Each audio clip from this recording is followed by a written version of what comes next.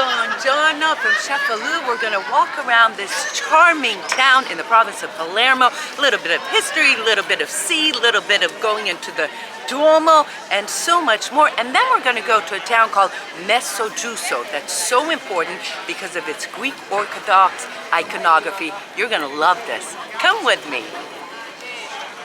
The city of Cefalu actually spreads all over, but we're just going to enter the historic sections. Packed.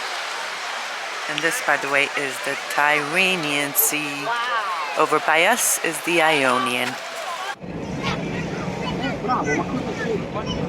The thing about Cefalu is that there's all these side streets, and then this street, right along the main road, is this medieval wash house. Pretty remarkable and a must-see here in Cefalu. Was used up until the 20th century. The women would wash their clothes here. And the natural waters that flowed down here came from the river Cefalù. Imagine the woman kneeling down and washing clothes right here. Each one of these streets that are perpendicular to where we are lead up to the Duomo. Straight ahead is the Molu. That's where Cinema Paradiso was filmed, and it's a great spot to sit and take in the sun. We started over on that side and walked all the way around, and here's the Lido of Cefalu. Pictures really don't do this justice. I've taken 1 million videos and pictures from this exact location.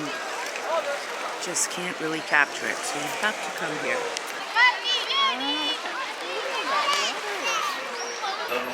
Imagine living up there and having to do those stairs every day. Up and down, up and down.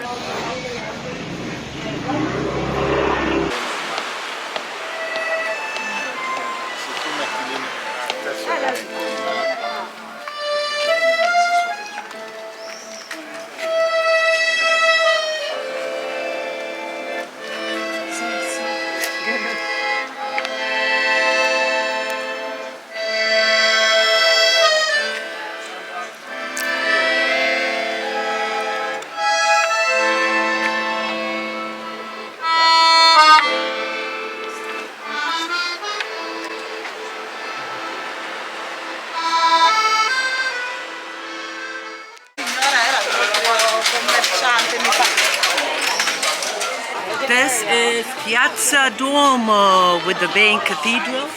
Construction of this beautiful edifice was 1131. It's specifically built like a fortress. It is said that Roger was sailing off the shores here in Cefalu, and there was a big storm, and he made a promise to the Lord Savior that if he would save him and his men, he would build an edifice dedicated to Jesus, and there you go.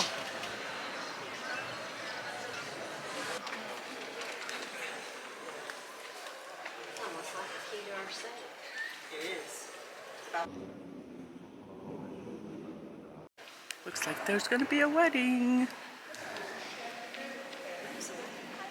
And here it is, Christ Pantocrator in the Duomo of Cefalu. And as you can tell, this is not a finished cathedral because Roger then went over to Montreal and Palermo to build those majestic churches. This is an ancient baptism urn.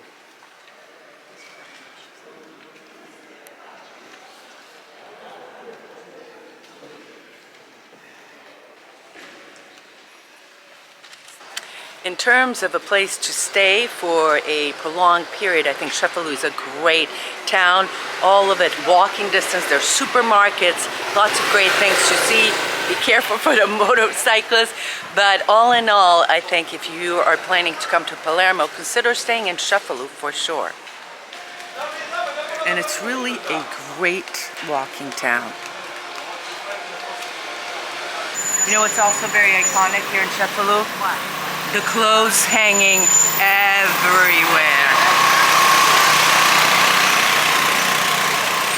take the off the beaten path, off the main roads, because sometimes you find the biggest treasures when you go off the tourist trap.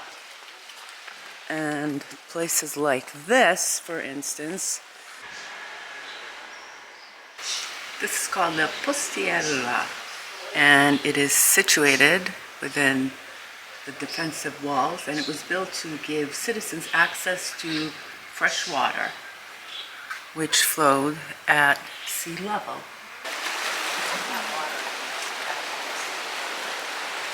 And so people come down here as well because it's very private and you can just swim over here. These are the remains of the ancient Greek walls, and they were made out of limestone. The geographer Idrisi, who was in Roger's court, he wrote the Book of Roger around 1100. He said, Cefalu is like a fortress built on top of a cliff next to the shore. And that's pretty much describes it perfectly. And straight ahead is the lighthouse over there. Now this type of arch over here that you see is very typical of the Arab influence and leads to these beautiful courtyards. Right now we're in the back of the cathedral, which is over there, and I like to come here because there's less people and you have this view of the sea. There are several gates just like this around Cefalu, and this one is the Giudecca, and these gates led to different areas. That this, for instance, was where the Jewish people in Cefalu lived. But you gotta get off the main touristy shopping streets so you can see all these little treasures.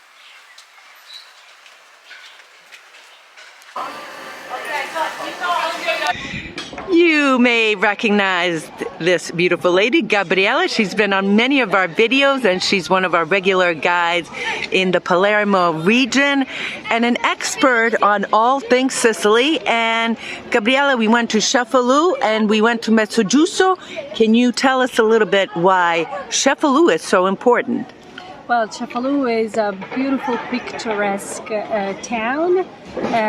Not only the landscape is wonderful, but the landscape itself is counterbalanced with man's creation. So we saw a beautiful cathedral, which is a UNESCO site since July 2015.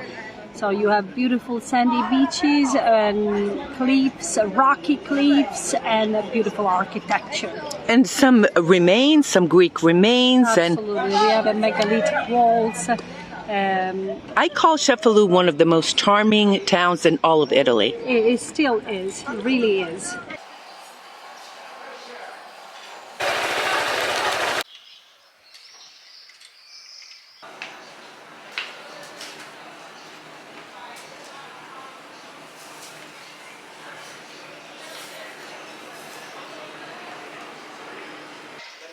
They do a really, really good job with street art.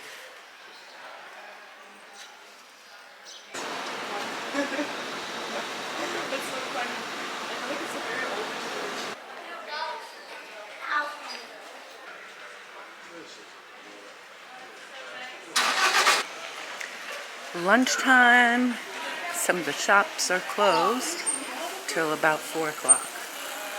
So that's something to keep in mind. Not all of them, but some of them stay open. So between 1 and 4, most of Sicily, you'll find things are closed. Here's San Stefano del Purgatorio. Church of Santo Stefano at the Purgatory. Cefalu, by the way, is on our East Coast tour of Sicily in 2025.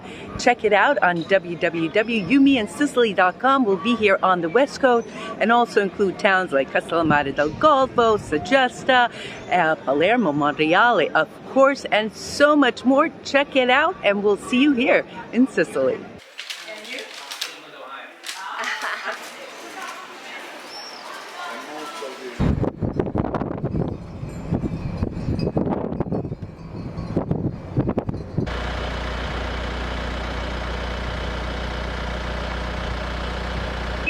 Questo è greco-bizantino. Sì. Sì, abbiamo due riti, uno greco e uno latino. Questa è la chiesa greca e l'altra è dedicata a chi? a San Nicolò di Mira. San Nicolò di Invece Mira. l'altra è dedicata all'Annunziata. 20% of the population here is Greek Orthodox. And how cool is that? Both churches are right next to each other.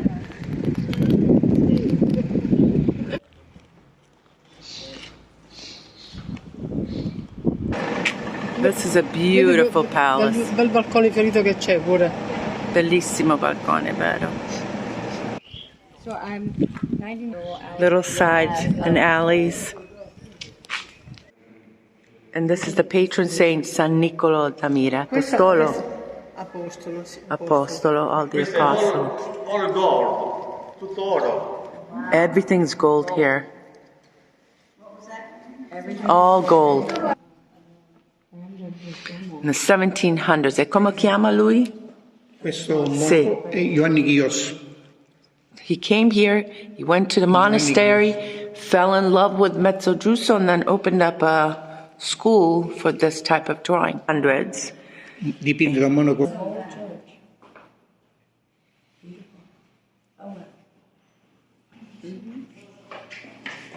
Moscos.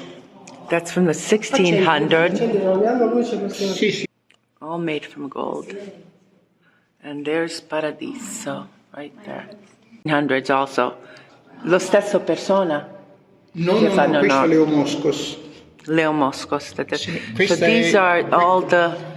Questa è ogni frase della preghiera alla Vergine è raffigurata, sia ogni colore, ogni cosa, un simbolo. In the non iconography, è in this type of art, every color, every shape, there's a symbol. E quindi... Sì, sì, sì, sì. Quindi per questo dico lì c'è, perché ha un simbolismo tutto. Everything in Greek. Well, we really appreciate him. And here's the altar. Bellissimo.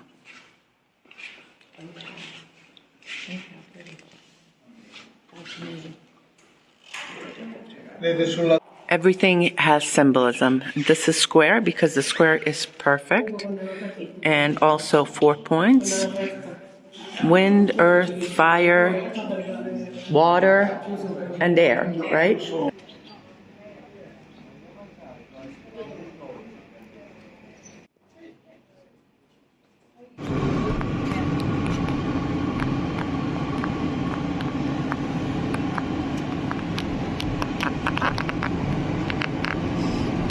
And here's Padre Pio. Can you say This is what I remember.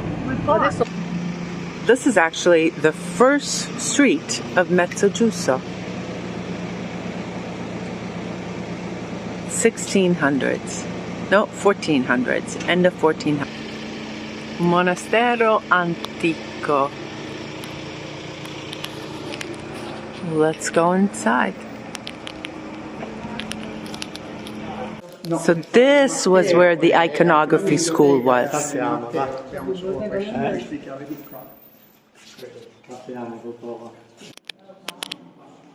Oh wow, that is beautiful. And here we are, here's the Albanian arms. Questa è quella del 1300. Wow, that's from L'immagine ormai quasi non più. the 1300s. This right here has been here since the Norman times. Del Ravda come pittore, il maestro dei Ravida, che è uno che ha dipinto per questa famiglia Ravda. Poi San Pietro, sì. e questo di qua, che è unico, diciamo, questa raffigurazione, questo Cristo benedicente alla bizantina. Oh, look at that. That's Christ Pantocrator.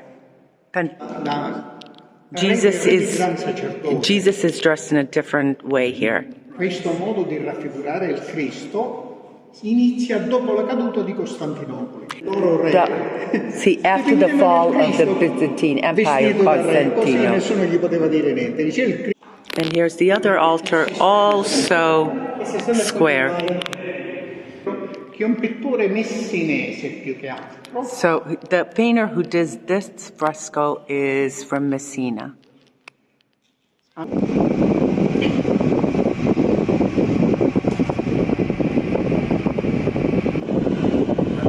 Viaggiare informatico. L'autobus o il treno? Definitely a different type of landscapes there.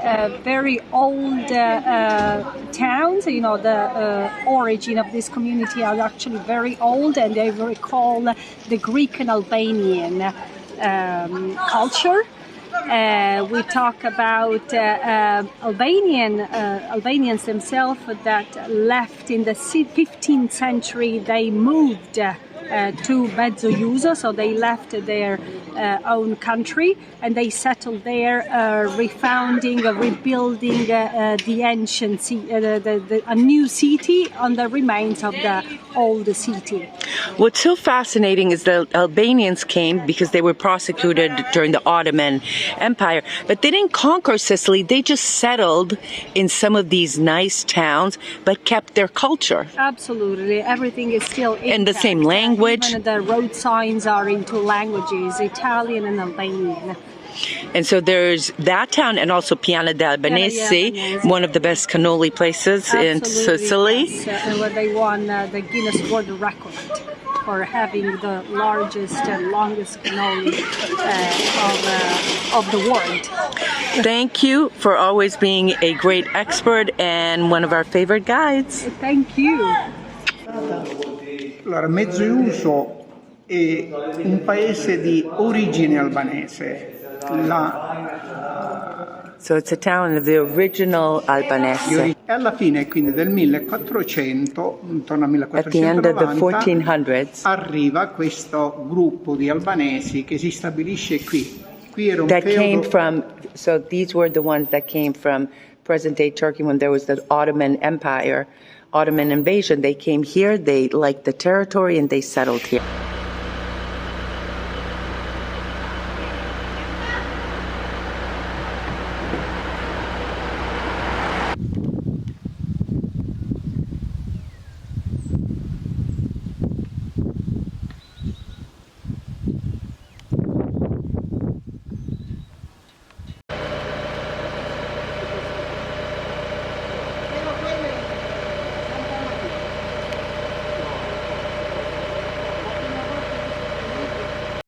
Thank you so much for watching, and of course we'll see you on another episode of You, Me, and Sicily. We're here every Sunday at 4 o'clock, and if you haven't yet, please consider subscribing and have a great day. We'll see you soon. Ciao.